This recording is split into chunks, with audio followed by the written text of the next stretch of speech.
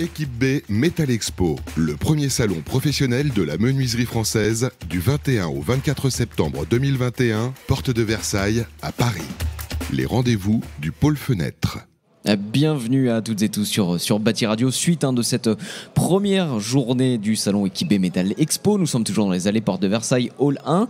Voilà, les interviews s'enchaînent sur notre plateau de Bâti Radio. Une table ronde, à présent, elle va durer de l'ordre de 45 minutes, 50 minutes, cette table ronde avec un titre. Avec l'aluminium, votre avenir se profile bien. Voilà le titre de cette table ronde du SNFA. Autour de la table, donc toute une équipe. Nous sommes très fiers, très honorés de les avoir autour de la table. Bruno Léger, vous étiez avec nous à 14h dans la table ronde des présidents. Vous êtes à nouveau avec nous. Vous êtes le président du SNFA. Bonjour Bruno. Bonjour. Bonjour. Toujours aussi bien, en pleine forme, toujours prêt pour cette table ronde.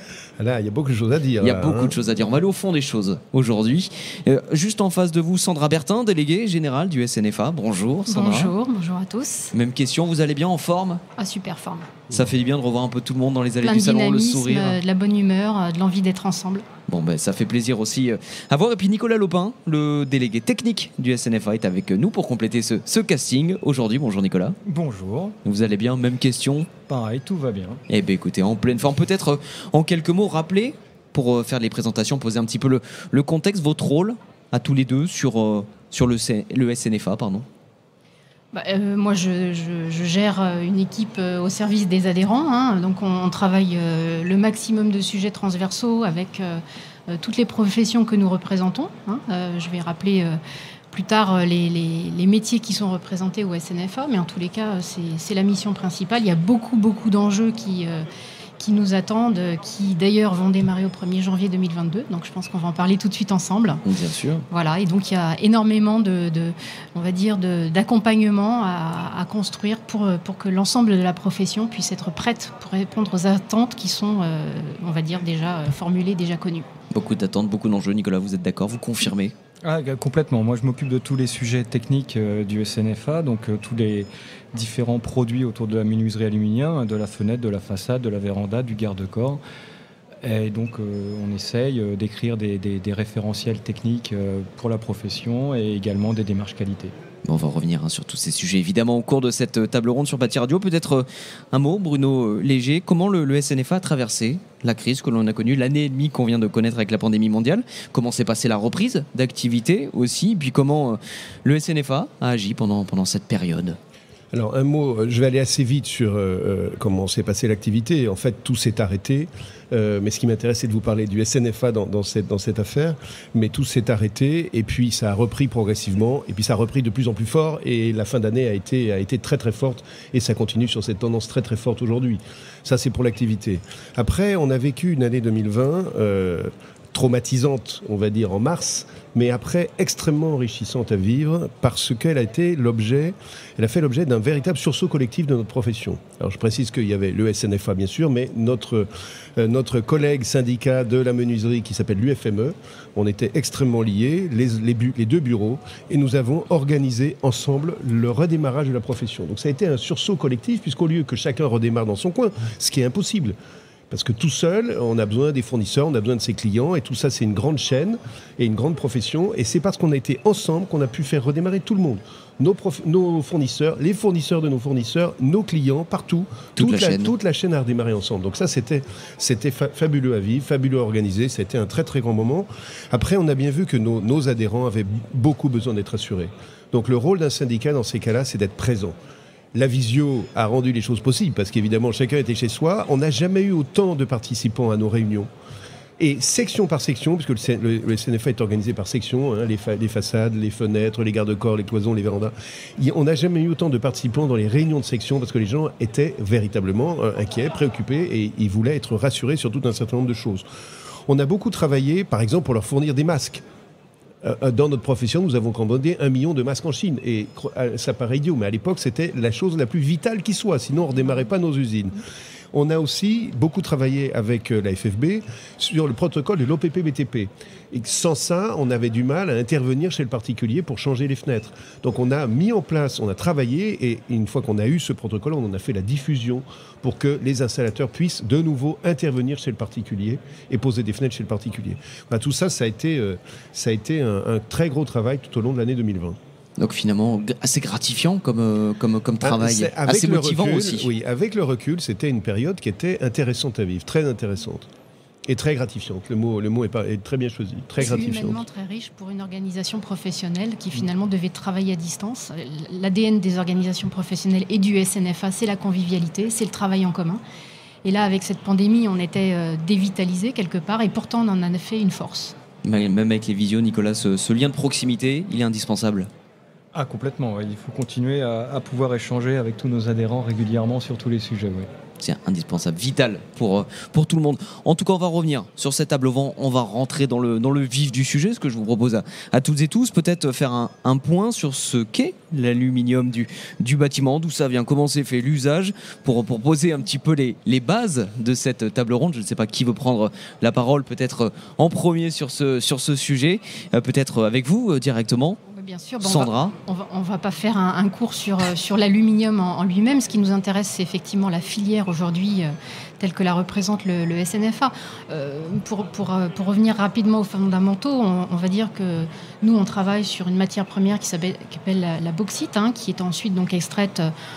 C'est une matière qui est présente sur la croûte terrestre à hauteur de 8% finalement de la croûte terrestre. Donc c'est quelque chose qui est disponible de façon on va dire, assez courante sur la croûte terrestre. Donc une fois qu'on a extrait cette bauxite, on est amené donc effectivement à transformer la bauxite et à produire de l'aluminium avec une recette particulière adaptée aux besoins des produits du bâtiment. Et donc effectivement, on arrive avec cette matière première qu'est l'aluminium à fabriquer, donc comme on vient de le dire, des fenêtres, des portes, des façades, des vérandas, des garde-corps et des cloisons métalliques. Finalement, quel est l'avantage de travailler ce matériau ? Ils sont multiples, les avantages, parce que c'est un matériau qui, une fois qu'il est extrait, peut être recyclé à l'infini. Alors quand on dit recyclé à l'infini, c'est qu'il peut être récupéré, puisqu'il a une qualité particulière dans sa composition, qui nous permet finalement de le refondre et de reproduire les billettes qui nous permettent ensuite de fabriquer les profilés. Donc ça, c'est un avantage à double titre. D'abord parce qu'effectivement, on a ce qu'on appelle, nous, des impacts sur l'exploitation des ressources naturelles qui est limitée dans le temps, puisque une fois qu'on a extrait, après, on se recycle à l'infini. Et d'autre part, pour refondre cet aluminium, on n'a besoin que de 5% de l'énergie initiale. Voilà, donc c'est un cercle vertueux. Et c'est intéressant dans les temps que nous traversons et vers les tendances environnementales qui se dessinent aujourd'hui. Autre chose, donc, c'est que évidemment on a des produits qui ont une durée de vie qui est très très intéressante, avec une durée de vie qui va au-delà de 50 ans, avec de l'entretien qui est presque, on va dire, quasiment nul. Juste un chiffon avec un peu d'eau suffit à l'entretien. Donc on arrive à faire des réalisations qui sont durables dans le temps et qui sont, on va dire, très valorisantes pour les bâtiments, parce qu'on sait très bien aujourd'hui que le patrimoine a besoin d'être valorisé, tant au niveau donc énergétique, mais maintenant aussi environnemental. Comment ça se matérialise concrètement aussi, donc ce savoir-faire 100% français, ce cercle vertueux? Alors effectivement, on est sur en plus une filière qui est française. Les sites de production sont en France.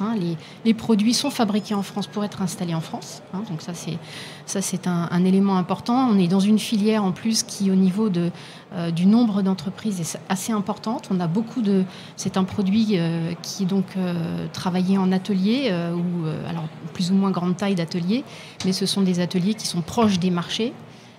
Les ateliers sont répartis sur l'ensemble du territoire, que ce soit pour la fenêtre, pour la véranda, etc. On est proche de nos clients. On fait du sur-mesure, local et territorial. Absolument. Donc on fait du sur-mesure. On est vraiment dans l'approche du besoin au niveau de l'habitat, au niveau du bâtiment de bureau, du bâtiment tertiaire, etc.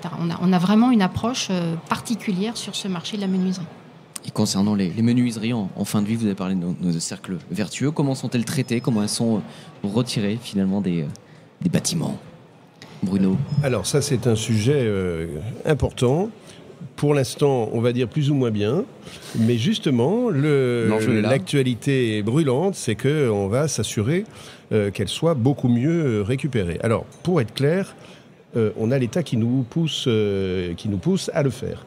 Alors, il va falloir un peu de temps pour vous expliquer tout ça, parce que ça part d'une loi qui va créer une filière REP, je vais expliquer tout ça, qui elle-même va susciter la naissance d'un éco-organisme. Il va falloir que je vous explique tout ça aussi. Voilà, donc il me faut un petit peu de temps pour vous expliquer tout ça. En fait, le début du début, c'est la loi AGEC, anti-gaspillage pour une économie circulaire, qui est une loi de 2020. Et cette loi, elle vise à développer l'économie circulaire en tendant vers toujours plus de recyclage. Et elle va créer des filières REP. Alors, qu'est-ce que c'est qu'une filière REP ? REP, ça veut dire responsabilité élargie du producteur. C'est un peu le principe du pollueur-payeur. C'est-à-dire que celui qui fabrique, ou qui distribue, ou qui importe un produit, il doit s'occuper de la fin de vie. Il doit prendre en charge la fin de vie. Et pour ça, il va payer une éco-contribution.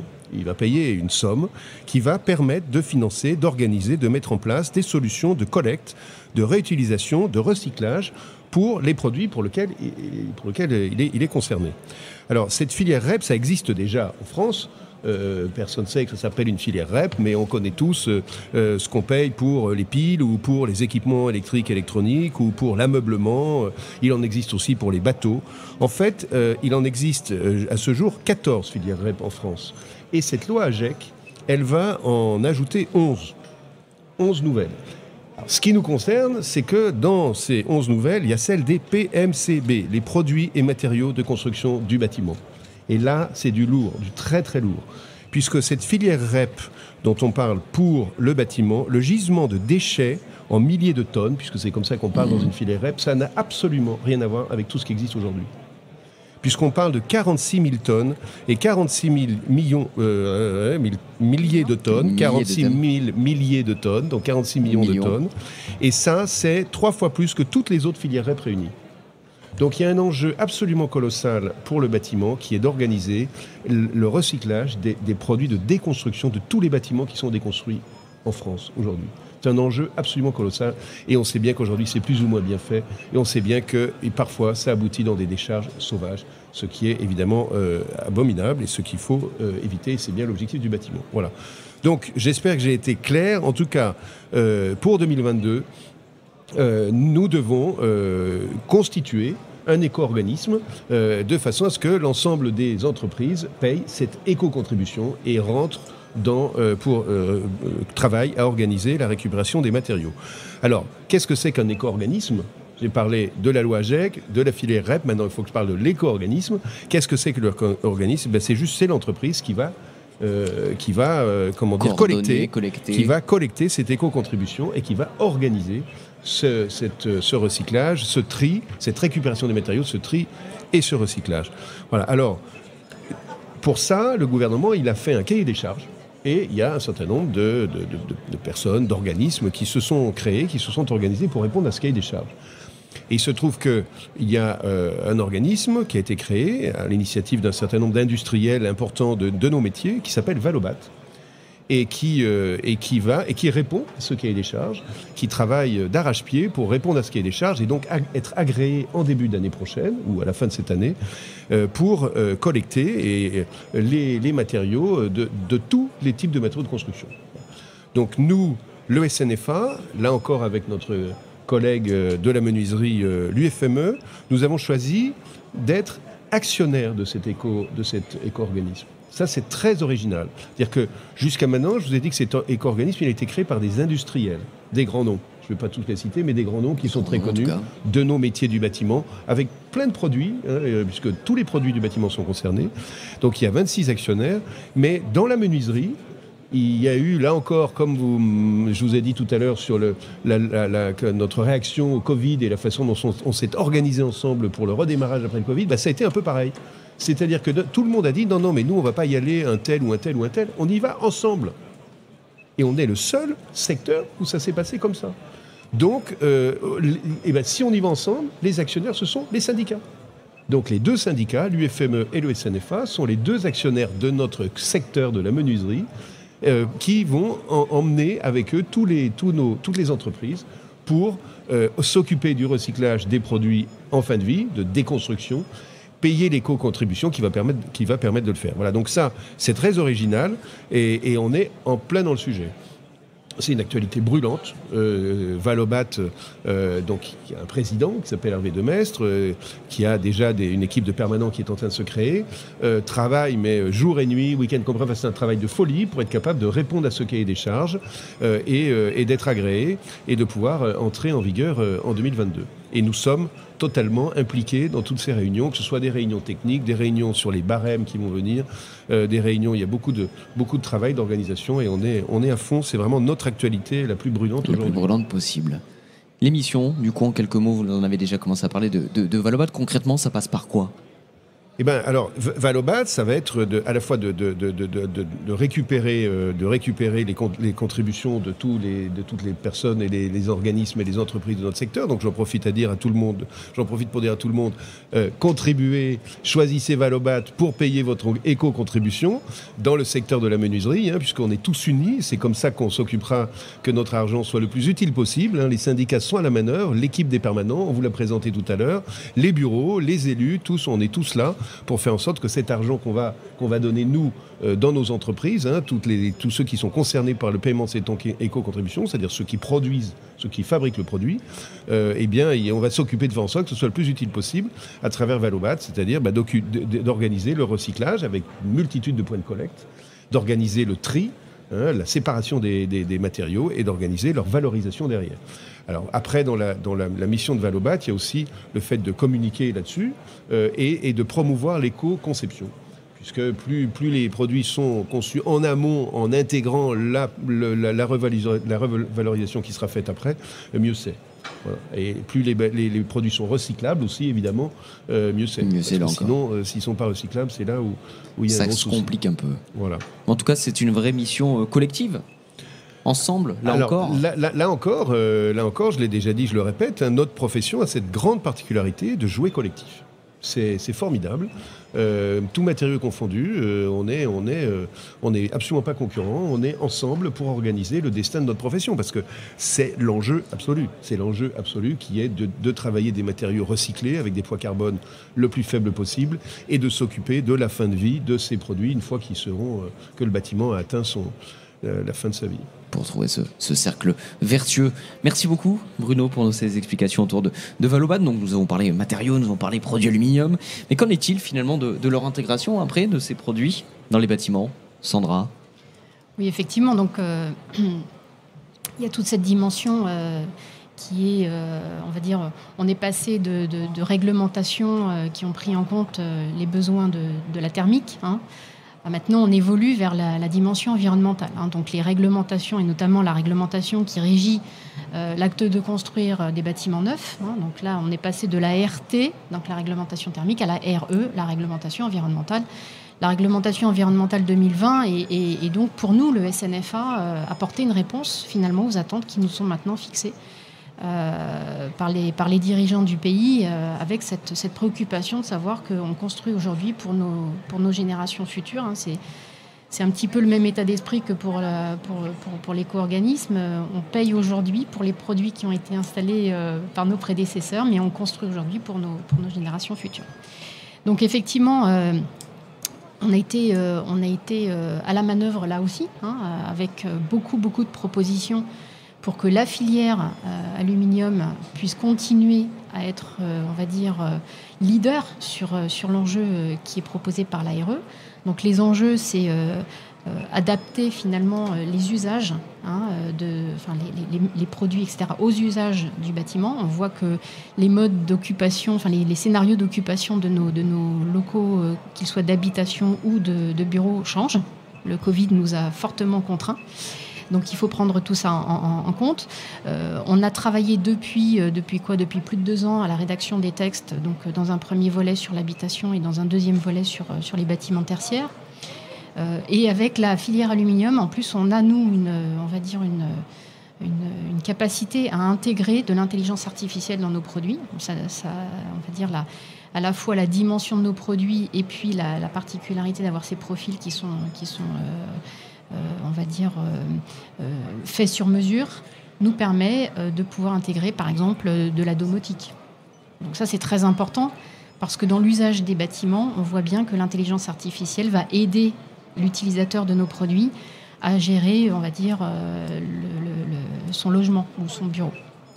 Ça, c'est un premier point. Donc, il y a un aspect innovation dans la filière qui est très, très important. Ensuite, effectivement, il y a l'indicateur carbone qui rentre en ligne de compte maintenant. Donc, c'est un élément également très, très important. Cette réglementation environnementale, elle embarque l'énergie et le carbone.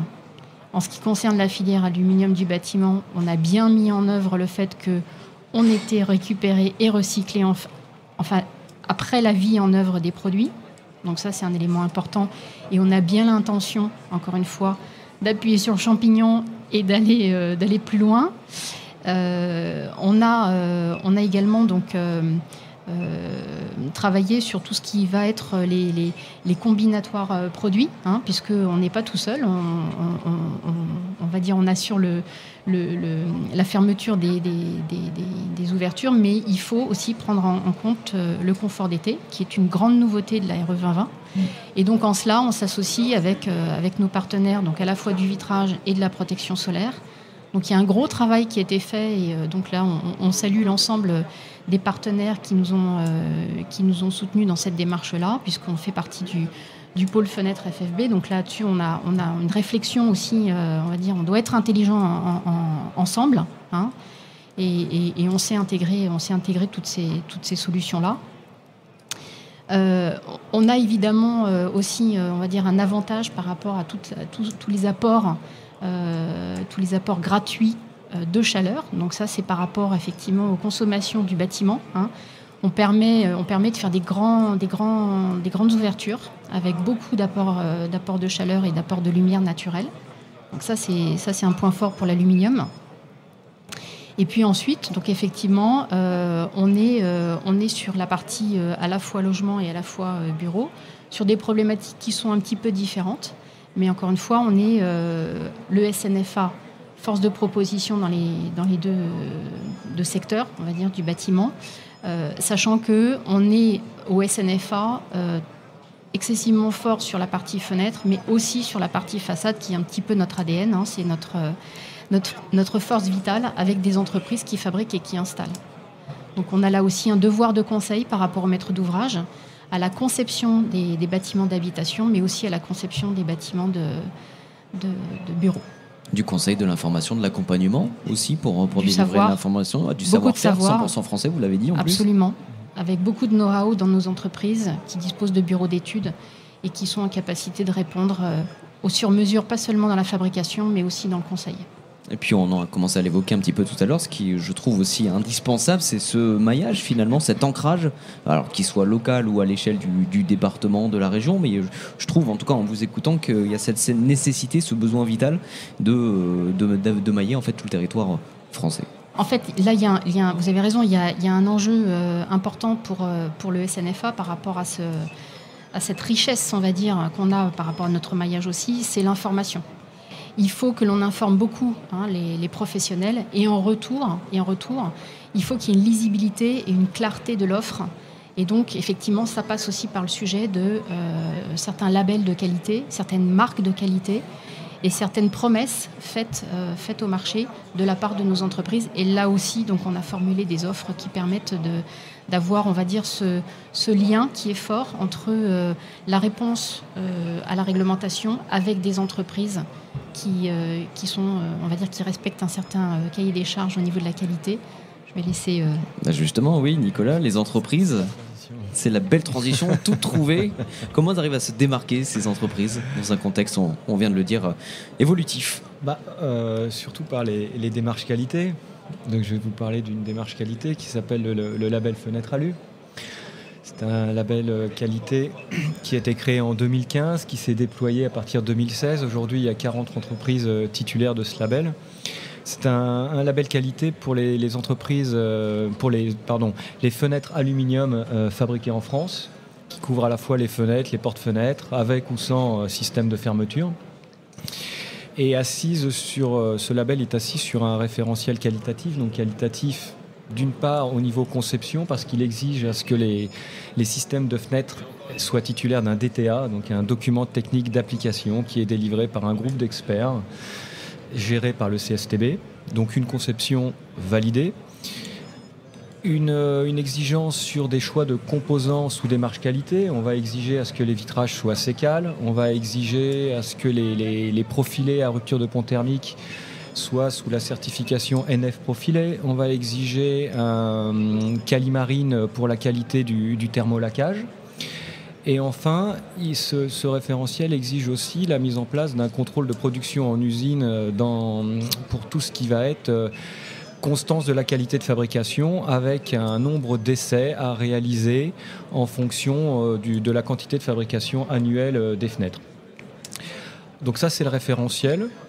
Ensuite, ce label Fenêtre Alu est délivré aux entreprises après un audit réalisé par Socotec, qui va donc vérifier la conformité à ce référentiel. Socotec qui va agir en tant qu'auditeur tierce partie indépendante. Si un message peut-être à faire passer, c'est quoi? C'est abonnez-vous à ce label, engagez-vous dans ce label. Voilà, ce label met vraiment en avant la qualité des le gage d'expertise, de savoir-faire. Avec une bonne conception, une bonne fabrication, avec des composants de qualité. Tout est là pour avoir après des menuiseries aluminium de qualité. Bruno Léger, votre réaction à tout ce qui vient d'être dit, et puis on va rebondir après, on va poursuivre notre échange sur la table ronde. Vous voulez que je vous parle sur le côté, par exemple, je sais pas, là on a parlé du mariage territorial, sur le local, sur les compétences, sur le savoir-faire, au niveau du recrutement par exemple. Sandra, sur le recrutement. Je voudrais juste revenir un tout petit peu en arrière sur ce qu'on vient d'évoquer, parce que ces démarches-là, elles sont pas nouvelles, pas récentes, d'accord, ça date déjà. On a beaucoup travaillé depuis de longues années au SNFA pour asseoir toutes ces démarches-là. On intègre les démarches environnementales, évidemment, au sein des démarches qualité. Hein, ça fait partie maintenant des incontournables. On a une compétence particulière au SNFA, c'est qu'on a la capacité à fournir en plus la donnée environnementale pour que le calcul, on va dire, de l'analyse du cycle de vie à l'échelle du bâtiment prenne en compte nos données. Donc on fournit des fiches de données environnementales et sanitaires qui intègrent tout ce qu'on a évoqué précédemment. Et ces références-là, elles font partie aussi de notre label Fenêtre Alu. Et c'est très important parce que finalement, ça fait partie de la promesse qu'on doit faire au maître d'ouvrage. Voilà. Donc ça veut dire qu'on est en train de faire évoluer la profession. Hein, ça fait partie de, on va dire, la montée en compétence de nos entreprises, qu'on doit à nos entreprises, qu'on doit à nos adhérents. Les gens, les chefs d'entreprise qui prennent la décision d'adhérer au SNFA, ils viennent aussi pour comprendre tous ces enjeux et pour pouvoir avoir, on va dire, tout de suite la bonne action, on va dire, la bonne réponse. Le bon réflexe, la bonne réponse à apporter. Voilà, absolument. Et dans ce domaine-là, notre mission aussi, c'est de les amener à avoir les compétences en interne qui correspondent à cette évolution du marché. C'est un enjeu primordial. Et en ce sens, aujourd'hui, la crise du recrutement, je crois qu'elle touche largement le monde du bâtiment, d'accord ? Mais notre filière est particulièrement concernée parce que, effectivement, on a énormément d'évolutions de nos métiers qui sont très intéressantes pour les jeunes ou pour les gens qui cherchent une reconversion, parce qu'on a vu que là, sur les 18 derniers mois, il y a beaucoup d'industries type aéronautique, automobile, qui ont pâti un peu de toute cette période. Donc il y a des gens qui peuvent nous rejoindre et qui peuvent effectivement trouver dans nos entreprises, dans notre filière, des métiers qui sont en pleine évolution. Il faut écrire les descriptifs de poste, j'ai envie de dire, parce que tout ce qu'on a imaginé correspondre au métier du menuisier, aujourd'hui, ça a vraiment pris une autre allure. D'où l'importance des formations et de la montée en compétences. D'où l'importance, effectivement, de toutes ces formations. Alors, nous sommes, en tant qu'organisation professionnelle, évidemment, à l'écriture, à la rédaction des programmes, des contenus. Nous sommes nous-mêmes intervenants. On a là un expert technique qui est très demandé dans les cursus de formation, que ce soit donc en formation initiale. Donc on va évidemment du CAP à la licence professionnelle. Donc c'est vraiment un éventail très très intéressant, un parcours qui est complet. Et j'insiste sur le fait qu'à l'issue, il y a de l'embauche. Parce qu'en plus, la licence, elle est en alternance Elle est Donc, professionnalisante. évidemment, elle est professionnalisante. On va travailler le titre professionnel pour pouvoir être en mesure, effectivement, donc qu'il soit vraiment attractif et que nos gens qui sont en reconversion vont pouvoir, on va dire, accéder à quelque chose qui soit valorisé. Et puis, il y a toute la partie, effectivement, formation continue sur laquelle il faut qu'on travaille. Donc retrouver aussi l'attractivité, donc, parce que c'est un métier qui évolue, c'est un métier qui va plaire, qui va séduire, on le sait, et en face, il y a des formations qui existent. Et on a du travail. On a du travail, on a des postes dans tous les domaines des entreprises. Il n'y a pas de petits métiers. Et j'insiste aussi sur le fait que je croise tous les jours des gens qui sont dirigeants d'entreprise et qui ont eu un parcours professionnel, une évolution. C'est formidable. Franchement, c'est des gens qui ne changeraient pour rien au monde. Donc il y a beaucoup de gens qui rentrent, il n'y a personne qui sort de nos filières. C'est un bon point. Et par contre, on embauche. Voilà. On est une filière du bâtiment qui embauche et on n'a pas l'image de la pénibilité dans le monde de la menuiserie aluminium. On a la fierté de réaliser des beaux ouvrages. Les gens qui sont à la manœuvre dans les entreprises, quand ils passent dans la rue, ils voient les ouvrages, ils peuvent être fiers de ce qu'ils ont fait. C'est des ouvrages qui dureront 50, 100 ans, qui sont tout autour de nous et qui sont emblématiques et qui sont dans les grandes revues d'architecture, etc. Donc c'est quelque chose qui est vraiment... on fait partie d'une aventure humaine. Quand on rentre dans la filière alu, on peut écrire l'histoire pour pouvoir, on va dire, tu vois, ça c'est moi qui l'ai fait. Écoutez, c'est un très joli message. Je vous encourage donc toutes celles et ceux qui nous écoutent de les rejoindre, de postuler, de vous informer, de vous renseigner. Ça, vous ne le regretterez pas, c'est une certitude. Bruno Léger, les prochains objectifs du SNFA quand on a écouté un petit peu tout ça, la vision, les projets à venir. Alors, je vais revenir sur la qualité, justement, et sur les réglementations. C'est sûr que nous, syndicats, on a deux rôles. Le premier, c'est de travailler avec les pouvoirs publics de façon à les informer et que les réglementations soient pertinentes. Les pouvoirs publics sont là pour fixer le cap et ils nous emmènent. Et dans nos métiers, c'est vrai que nos professions ont beaucoup évolué grâce aux nouvelles réglementations.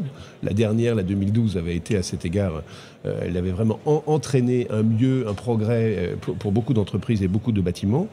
Donc nous, on travaille en amont. Et la deuxième chose, c'est d'emmener nos adhérents pour répondre à ces nouvelles réglementations. Et ce qui a été dit tout à l'heure, c'est qu'on travaille avec les démarches qualité, mais toujours de façon collective. On parlait des fiches de déclaration environnementale et sanitaire, les FDES, qui sont la base de la nouvelle RE 2020. Parce que dans la RE 2020, il y a ce volet carbone, on l'a dit, je le redis, et ce volet carbone, il calcule le poids carbone du bâtiment, sa construction et sa durée de vie. Et la base de ce calcul, c'est la FDES. C'est compliqué pour une entreprise de calculer la FDES de ses produits. Donc, on fait des FDES collectives. De façon à ce que nos adhérents, ça soit plus facile pour eux d'utiliser la FDES et de répondre à la nouvelle réglementation. Donc voilà, ça c'est le cœur du travail d'un syndicat. C'est de travailler avec les pouvoirs publics pour que les nouvelles réglementations soient pertinentes et d'emmener les adhérents pour répondre à cette réglementation. Et c'est d'actualité avec la RE 2020, c'est-à-dire 1er janvier prochain. Alors l'autre très gros enjeu pour nous, c'est évidemment la démarche environnementale. J'ai beaucoup parlé de la loi AGEC, de la filière REP, de l'éco-organisme, de Valobat, de notre rôle dans Valobat. C'est clair qu'au-delà de ça, notre enjeu, c'est la décarbonation de nos produits, de nos matériaux, de baisser le poids carbone des ouvrages. Le gouvernement nous y incite, mais c'est notre rôle, évidemment, pour améliorer le bâtiment de demain. Donc ça, c'est clair que je ne vais pas revenir sur tout le travail qu'on fait au sein de Valobat, mais il nous faut, nous, profession d'aluminium, SNFA, baisser le poids carbone. Alors on a l'immense avantage d'avoir un matériau qui est 100% recyclable. Ça, c'est notre grande caractéristique et notre grand avantage. Mais au-delà de ça, il faut qu'on baisse le poids carbone du produit avec lequel on fait nos façades, nos vérandas, nos garde-corps, nos cloisons, etc. Soit parce que l'alu primaire est, lui, issu d'un processus qui est moins carboné que d'autres. Donc il faut arriver à trouver le processus moins carboné, ça existe.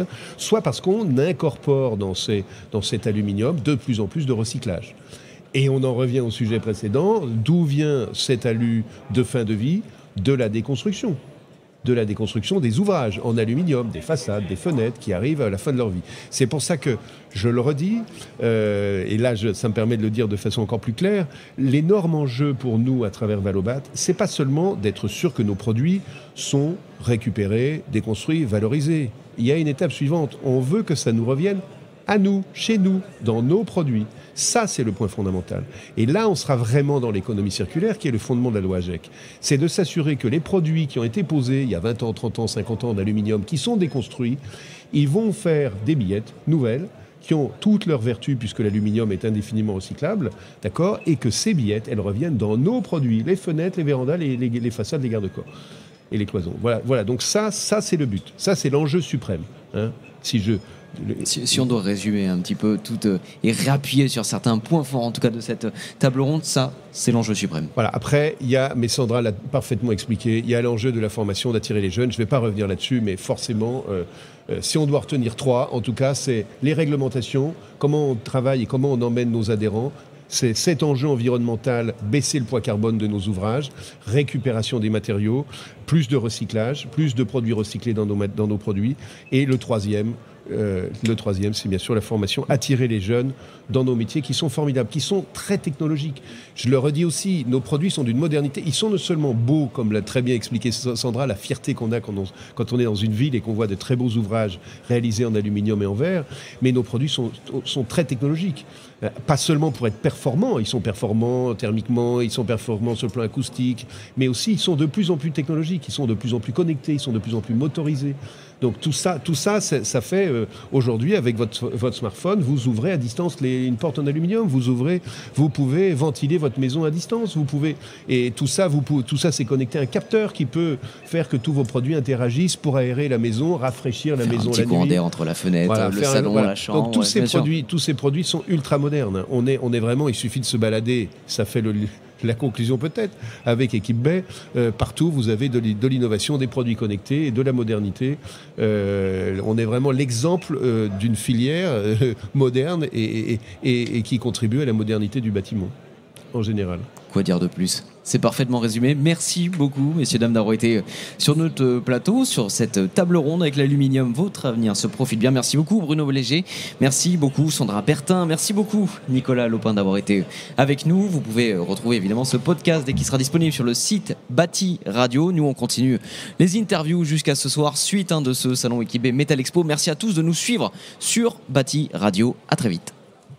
Équipe B Metal Expo, le premier salon professionnel de la menuiserie française du 21 au 24 septembre 2021, porte de Versailles à Paris. Les rendez-vous du pôle fenêtre.